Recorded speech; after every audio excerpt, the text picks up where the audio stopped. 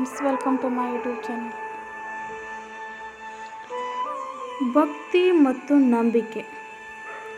ಒಂದೂರಲ್ಲಿ ಮಹಾ ಹರಿಭಕ್ತನೊಬ್ಬನಿದ್ದ. ಅವನೆಷ್ಟು ಹರಿಭಕ್ತನೆಂದರೆ ಅವನ ದೇಹವನ್ನು ಸೀಳಿದರೆ ರಕ್ತದ ಬದಲು ಹರಿನಾಮವೇ ಹರಿಯುವುದೇನೋ ಅನ್ನುವಷ್ಟರ ಮಟ್ಟಿಗೆ. ಆತನಲ್ಲಿ ಹರಿಭಕ್ತಿ ಇದ್ದಿದ್ದು ನಿಂತರೆ ಕೂತರೆ ಹರಿನಾಮವನ್ನು ಬಿಟ್ಟು ಅವನ ಬಾಯಲ್ಲಿ ಮತ್ತೇನೂ ಬರ್ತಿರಲಿಲ್ಲ.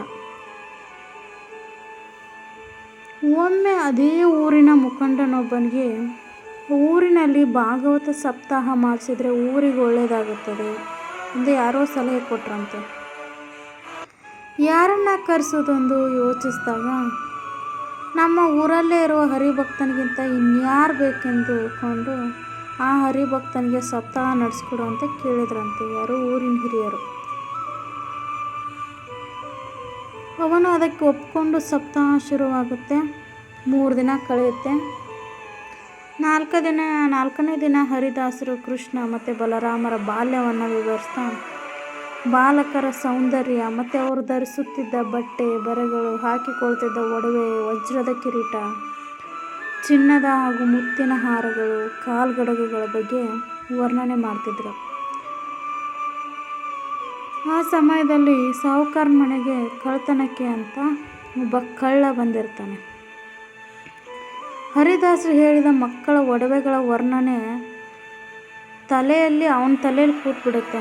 ಆತ ಮನದಲ್ಲೇ ಅಲ್ಲ, ನಾನು ಈ ರೀತಿ ಸಣ್ಣ ಪುಟ್ಟ ಕಳ್ತನ ಮಾಡೋದಕ್ಕಿಂತ ಒಂದ್ಸಲ ಈ ಹರಿದಾಸರು ಹೇಳ್ತಿರೋ ಆ ಹುಡುಗರ ಒಡವೆ ಕದ್ರೆ ಜೀವನ ಪರ್ಯಂತ ಸುಖವಾಗಿರ್ಬೋದಲ್ಲ ಅನ್ನೋ ಆಲೋಚನೆ ಹೊಳೆಯುತ್ತೆ. ಏನಾದರೂ ಮಾಡಿ ಈ ಹರಿದಾಸನಲ್ಲಿ ಆ ಹುಡುಗರು ಎಲ್ಲಿ ಸಿಗ್ತಾರೆ ಎಂಬುದನ್ನು ಕೇಳಿ ತಿಳ್ಕೋಬೇಕಂತ ತೀರ್ಮಾನಿಸ್ತಾನೆ. ಹರಿದಾಸರು ಹರಿಕತೆ ಮುಗಿಸಿ ಕೈಯಲ್ಲಿ ಪುಳಿಯೋಗರೆ ಪ್ರಸಾದನ ಹಿಡ್ಕೊಂಡು ಮನೆ ಕಡೆ ಹೋಗ್ತಾರೆ.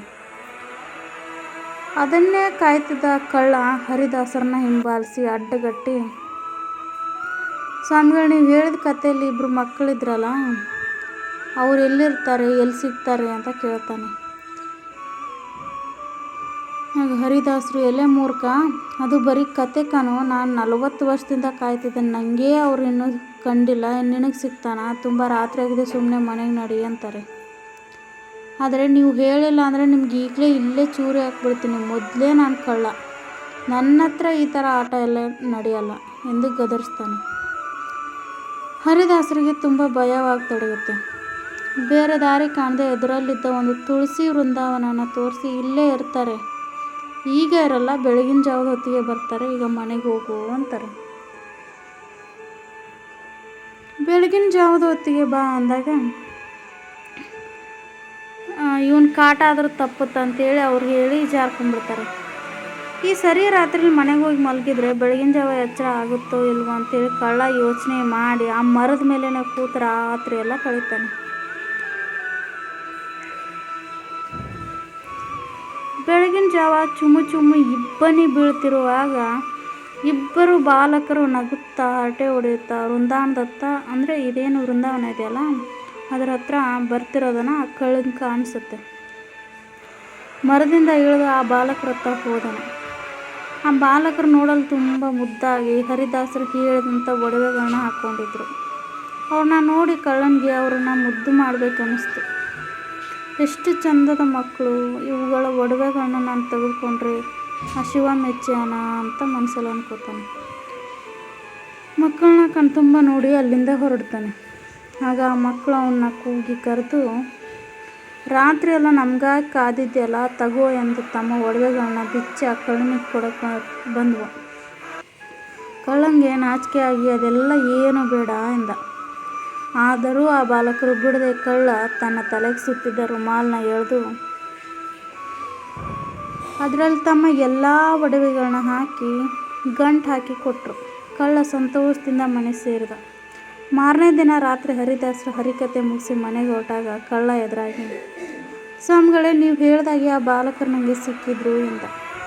ಏನಂದೆ? 40 ವರ್ಷಗಳಿಂದ ಕಾಯ್ತಾರೋ ನನಗೇ ಸಿಕ್ಕಿಲ್ಲ, ಇನ್ನೊಂದು ಕಳ್ಳಂಗೆ ಹೆಂಗೆ ಸಿಗ್ತಾನೆ ಅಂತೇಳಿ ಆಶ್ಚರ್ಯ ಪಡ್ತಾರೆ ಯಾರು ಹರಿದಾಸರು. ನಾನು ನಾನೇನು ಸುಳ್ಳು ಹೇಳ್ತಿಲ್ಲ, ಬೇಕಾದರೆ ನೀವೇ ನೋಡಿ, ಇವೆಲ್ಲ ನೀವೇ ಹೇಳಿದ ಒಡವೆಗಳು, ಇದನ್ನು ನನಗೆ ಅವರೇ ಒತ್ತಾಯಿಸ್ಕೊಟ್ರು ಅಂತ ಕಳ್ಳ ಹೇಳ್ತಾನೆ.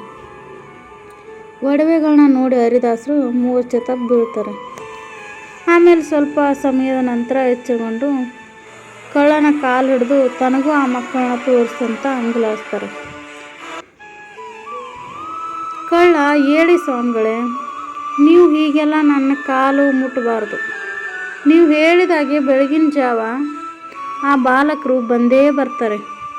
ಈಗ ಮನೆಗೆ ಹೋಗಿ ಮಲಗಿ, ಬೆಳಗ್ಗೆ ನಾನು ನಿಮ್ಮೊಟ್ಟಿಗೆ ಬರ್ತೀನಿ ಎಂದು ಅವ್ರನ್ನ ಮನೆಗೆ ಕರೆತಂದು ಬಿಡ್ತಾನೆ. ರಾತ್ರಿ ಎಲ್ಲ ಹರಿದಾಸರಿಗೆ ನಿದ್ದೆ ಬರಲಿಲ್ಲ. ಬೆಳಕು ಹರಿಯುವ ಮೊದಲು ಕಳ್ಳನೊಂದಿಗೆ ಬೃಂದಾವನದತ್ತ ಓಡಿ ಬಂದರು. ಎಲ್ಲಿ ಬಾಲಕರು ಎಂದು ಕಳ್ಳನನ್ನ ಕೇಳ್ತಾರೆ. ಅಲ್ಲೇ ಬರ್ತಿದ್ದಾರಲ್ಲ ನೋಡಿ ಸ್ವಾಮಿಗಳೇ ಎಂದ ಕಳ್ಳ. ಅಷ್ಟು ದೂರ ಕಣ್ಣು ಹಾಯಿಸಿದ್ರು ಹರಿದಾಸರಿಗೆ ಬಾಲಕರು ಕಾಣ್ತಿಲ್ಲ. ಅಲ್ಲೇ ಎದುರಲ್ಲೇ ಇದ್ದಾರಲ್ಲ ಸ್ವಾಮಿಗಳೇ, ಅದ್ಯಾಕೆ ಹೀಗಾಡ್ತೀರಾ ಅಂತ ಕಳ್ಳ ಹೇಳ್ತಾನೆ. ಹರಿದಾಸರಿಗೆ ಬಾಲಕರು ಕಾಣಲಿಲ್ಲ. ನಿರಾಸೆಯಿಂದ ಪಕ್ಕದಲ್ಲಿದ್ದ ಬಂಡೆಗೆ ತಲೆ ಚಚ್ಕೋತಾ, 40 ವರ್ಷಗಳಿಂದ ಹಗಲು ರಾತ್ರಿ ಬಿಡದೆ ನಿನ್ನದೇ ಜಪ ಮಾಡ್ತಿರೋ ನನ್ನ ಕಣ್ಣಿಗೆ ಕಾಣಿಸ್ದೆ. ಆ ಕಳ್ಳನಿಗೆ ನೀನು ಕಾಣ್ತಿರುವೆ ಅಲ್ಲ, ಇಷ್ಟು ವರ್ಷಗಳ ಕಾಲ ನಿನ್ನ ಜಪ ಮಾಡಿದ್ದಕ್ಕೆ ನೀನು ಮಾಡಿದ್ದಾದರೂ ಏನು ಅಂದು ಒಂದೇ ಸಮಯ ಅಳ್ತಾ ಆ ಬಂಡೆಗೆ ತಲೆ ಚಚ್ಕೊಳ್ತಾ ಇರ್ತಾರೆ. ಆಗ ಶ್ರೀಹರಿ ಪ್ರತ್ಯಕ್ಷನಾಗಿ ನಗುತ್ತಾ ಹೇಳ್ತಾನೆ, ನೀನು 40 ವರ್ಷಗಳಿಂದ ಬರೀ ನನ್ನ ಜಪ ಮಾತ್ರ ಮಾಡಿ ನನ್ನನ್ನು ಬರೀ ಕಥೆಯಿಂದ ತಿಳಿದೆ. ಆದರೆ ಈ ಕಳ್ಳ ನನ್ನನ್ನು ನಿಜವೆಂದು ತಿಳಿದು ನನಗಾಗಿ ಕಾಯ್ತಿದ್ದ. ಇದೇ ನಿನಗೂ ಅವನಿಗೂ ಇರೋ ವ್ಯತ್ಯಾಸ ಅಂತ ಹೇಳ್ತಾರೆ. ಬರೀ ಭಕ್ತಿ ಶ್ರದ್ಧೆ ಇದ್ರೆ ಮಾತ್ರ ಸಾಲದು, ಜೊತೆಯಲ್ಲಿ ನಂಬಿಕೆನೂ ಇರಬೇಕು. ನಂಬಿಕೆ ಇಲ್ಲದೆ ನೀನು ಏನೇ ಮಾಡಿದರೂ ಅವೆಲ್ಲವೂ ಕೂಡ ವ್ಯರ್ಥ ಅಂದೇಳಿ ಶ್ರೀಹರಿ ಅದೃಶ್ಯನಾದನು.